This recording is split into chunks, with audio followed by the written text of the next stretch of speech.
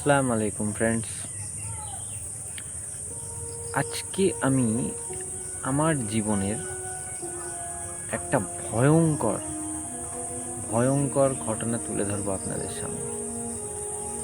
মাঝে মাঝে সেই ঘটনার পরিণতি সম্পর্কে ভেবে আমার লোম না মানে খাড়া হয়ে যায়।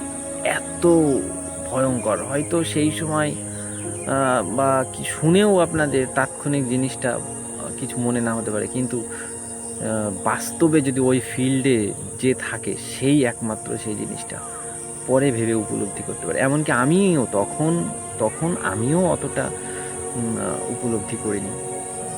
জীবন আমার হাতে বেরিয়ে গেল এরকম একটা অবস্থা।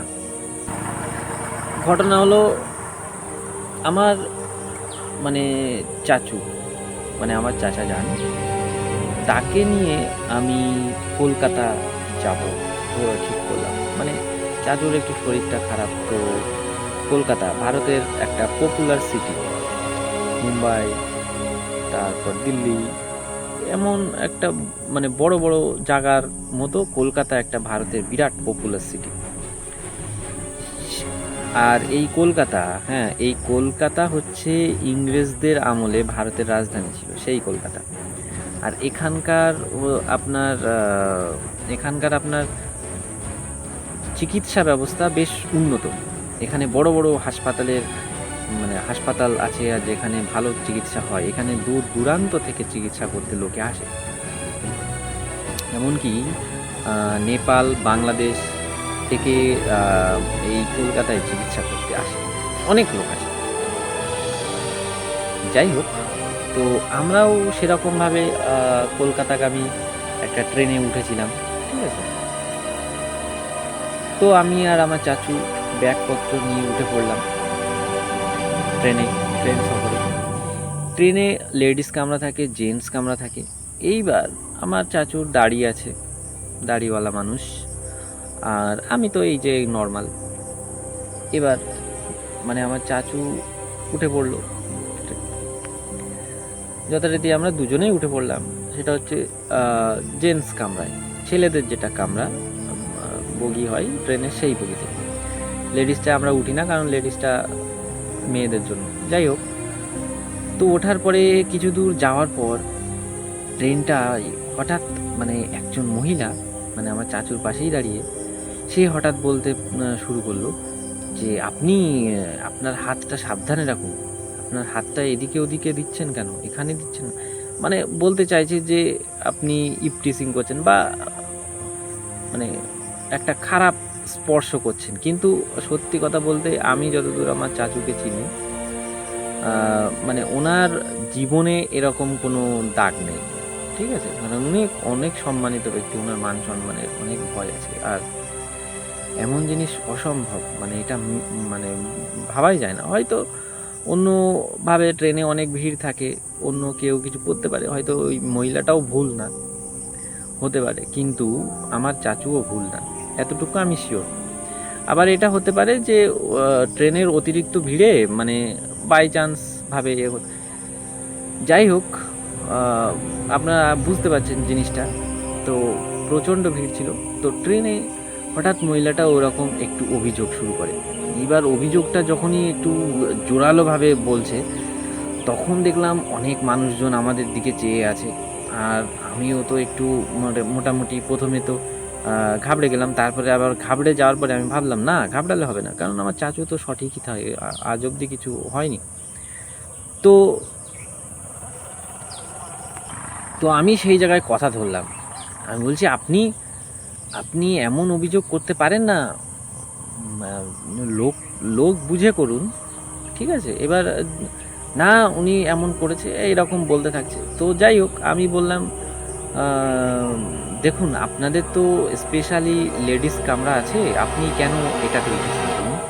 আর এখানে তো প্রচণ্ড ভিড় আছে, আর এই ভিড়ের মধ্যে কিছু হতে পারে বাই চান্স, তাহলে আপনি কেন শুধু শুধু আমার চাচুকেই দোষ দিচ্ছেন, ঠিক আছে। তো এটা বলার পরে মহিলাটা একটু দমে গেল, ঠিক আছে। তো কিন্তু লোকগুলো, পাশের যেসব লোকগুলো, ওরা কেমনটা ভাবছিল, আমার খুব খারাপও লাগছিল যে এরকম বলছে।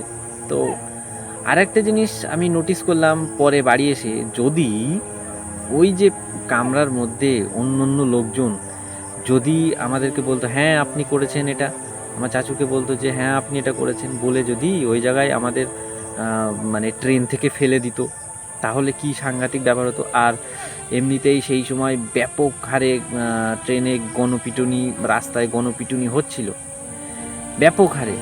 মানে এর জন্যে আমাদের সত্যি কথা বলতে ভয়ে ভয়ে যেতে হতো। তো আমি পরে ওইটা ভাবছিলাম যে যদি আমাদের ট্রেন থেকে ফেলে দিত তাহলে কি হতো আমাদের, মানে আমাদের তো ওই দিনই শেষ হয়ে যেত সব। আর সবাই ফেলে দিয়েছে, কাকে কেস করবে, কাকে পুলিশ ধরবে, সবাই মিলে তো ফেলে দিয়েছে আমাদেরকে দুজনকেই। তো আমরা তো জীবন হাতে নিয়ে আবার ভাবছি যে যদি ওইখানে সবাই মিলে আমাদেরকে পিটিয়ে পিটিয়েই মেরে ফেলতো তাহলে আমাদের কি হতো, মানে এই সমস্ত 7-5 ভাবছি।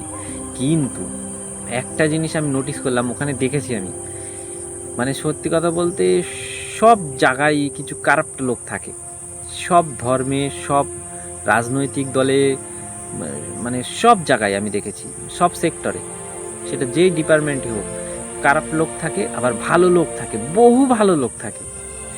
আমাদের কপালে সেই দিন ভালো লোকের সংখ্যা বেশি ছিল। সেই কামরায় একজনও এমনটা বলেনি যে আমাদের বিপক্ষে বলেনি। মানে সবাই বলছে দিদি ছেড়ে দিন, বাদ দিন, আপনি পরের এতে নেমে গিয়ে আপনি লেডিস কামরায় উঠুন। মানে এটা সত্যি কথা বলতে বাঙালি, মানে আমার চাচু তো মুসলিম, তো যাই হোক, বাঙালি হিন্দু বলে এরা এমন সভ্য আচরণ, সুন্দর আচরণ করলে এটা আমার বেশ ভালো লাগছে। মানে সত্যি বাঙালিদের মধ্যে এই গুণটা খুব সুন্দর আছে, মানে এদের মধ্যে বিদ্বেষটা কম থাকে, আমার খুব ভালো লাগে এই জন্য। মানে এরা কিন্তু অত ঝামেলায় জড়াতে চায় না, মানে সত্যি কথা বলতে সুস্থ জীবনযাপন করতে চায়। যাই হোক, সে যাত্রায় তো মোটামুটি বেঁচে গেলাম। আর আমার এটাও ভালো লাগলো যে বাঙালিরা সত্যিই খুব ভালো হয়, মানে না হলে হয়তো সেই দিন আমাদের প্রাণটা হারাতে হতো। যাই হোক ফ্রেন্ডস, এটা বলতে চাইছি যে যখনই আপনি কোনো ট্রেনে বা কোনো ভিড় বাসে, মানে ভিড় যানবাহনে আপনি সফর করবেন, তখন একটু সাবধানে থাকবেন। বিশেষ করে এটা খেয়াল রাখবেন, কেউ আমাকে চোর বদনাম দিয়ে দিল না তো, মানে কোনো একটা ফোন নিয়ে বাই চান্স আমার পকেটেই ঢুকিয়ে দিল, হতে পারে। এই জিনিসগুলো আপনারা একটু খেয়াল রাখবেন। কিংবা কোনো মহিলার পাশে দাঁড়ানোর আগে, বসার আগে একটু ভেবে চিন্তে দাঁড়াবেন বা বসবেন, কারণ সেক্ষেত্রে আপনাকে একটা ফ্রড কেস দিয়ে দিতে, এক্ষেত্রে আপনি একটা তীব্র ঝামেলায় পড়ে যাবেন। আর এই ঝামেলার জন্যে আপনার জীবনটাও হারাতে, কারণ এখানে তো গণপিটুনি চলবে, মানে কেউ কাউকে দেখবে না। তবে সবচেয়ে ইন্টারেস্টিং বিষয় এই তো মানে 2023 সালের লাস্টের দিকে, না হলে 24 সালের শুরুর দিকে আমাদের সরকার একটা দারুণ, আমাদের ভারত সরকার একটা দারুণ ল এনেছে, আইন পাশ করেছে, যেখানে গণপিটুনি বা গণহত্যা, মানে যেটা গণপিটুনি, পিটিয়ে মেরে ফেলা, এই সব জিনিস যদি ঘটে, যারা জড়িত তাদেরকে 10 বছরের জেল, ফাঁসি অবধি হতে পারে, আর জরিমানা হবে। মানে একটা খুব কঠিন সাজার কথা, মানে আইন পাশ করেছে। এটা খুব ভালো লাগছে। এর জন্যে অনেকে সচেতন হয়ে গেছে, আর এইসব দিক থেকে জেলের ভয়ে, শাস্তির ভয়ে অনেকে মানে এইসব দিক থেকে বিরত আছে। কিন্তু সত্যি কথা বলতে ফ্রেন্ডস, এখনও অবধি যখনই মনে পড়ে না, মানে মানে শীত দ্বারা দিয়ে শীতল স্রোত বয়ে চলে, আর লোমগুলো পুরো খাড়া হয়ে যায়, ভয় ভয় করে।